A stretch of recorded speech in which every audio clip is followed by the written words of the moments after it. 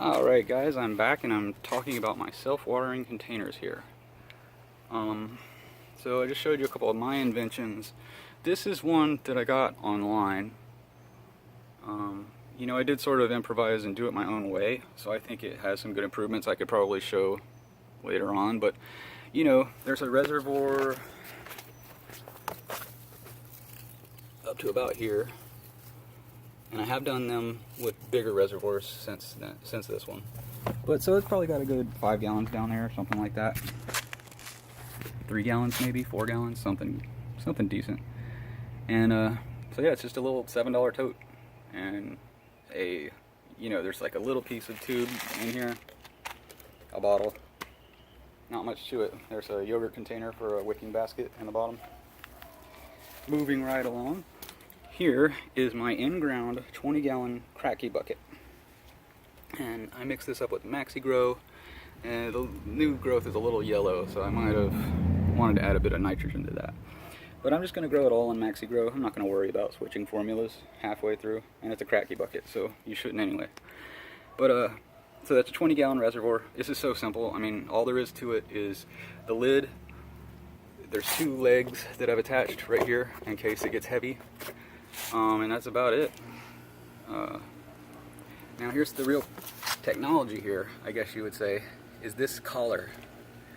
And I think I made a video about how I made this. But this collar right here is sealed with 100% silicone caulk. So what that means is this is an outdoor Kratky container by design. The only way that water can enter this bucket is through this cup right here. And you can cover that cup to not let any water, or just a very small amount of water in. So here it is. It's an outdoor Kratky system. It's buried in the ground, as you can see, almost fully, and I'm going to bury it around there to, hill up some dirt. So let's see if it works. The temperature should stay decent since it's in the ground, and I think it's going to be pretty cool. Alright, here's my other outdoor Kratky bucket. I don't have as high hopes for this, but I thought I'd do it anyway. And this is just probably one of the cheapest Kratkys you could ever make. It's just a 5-gallon bucket with a lid, and you just cut a hole in it, stick this bottle in here, and this was from a cloning chamber.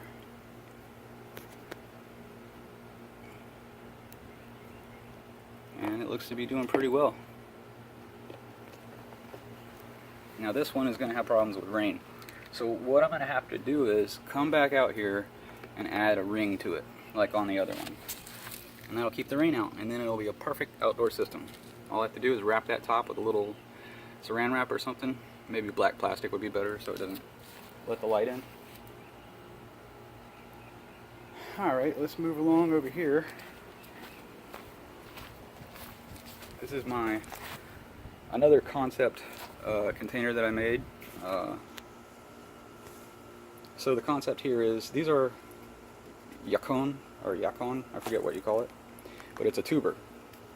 And so I need as much soil space as possible.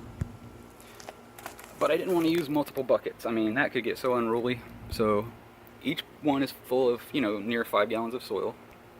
And then down here is a big 7-gallon reservoir. So each bucket gets 2.33 gallons or something like that of water apiece. And here's the fill spout. I need to make a little repair. I used zip ties that were not strong enough. But there's no drain spout on this thing, because you just fill it up and then the water starts coming out and it's full. So each bucket has 3 wicks that go down into the water. And, mostly the only way for the water to get out is through the dirt. But I'm sure there is a little, escapage at the sides. And here we go. We've got a couple more here. Alright, and here's some other self-watering containers that I made. This is a cloning chamber made with a mushroom box, an almond milk container, and I just cut the top off, fill it with water. You can see there's a wick that goes all the way through it and down both sides, and that keeps everything moist. And the concept here is that you don't have to mess with soil. You just put them in a Jiffy Puck, and so once you see roots coming out, you can pull it out and put in another clone in its place. It's just like, you know, an exchangeable system. Alright, and here's are some more cloning chambers. This one I saw online, so it's not my original idea, but it works very well. I've rooted 3 early girls in it already, and they came out just perfect. Alright, well that's some of my garden and my various containers. Thanks for watching. Like and subscribe if you like.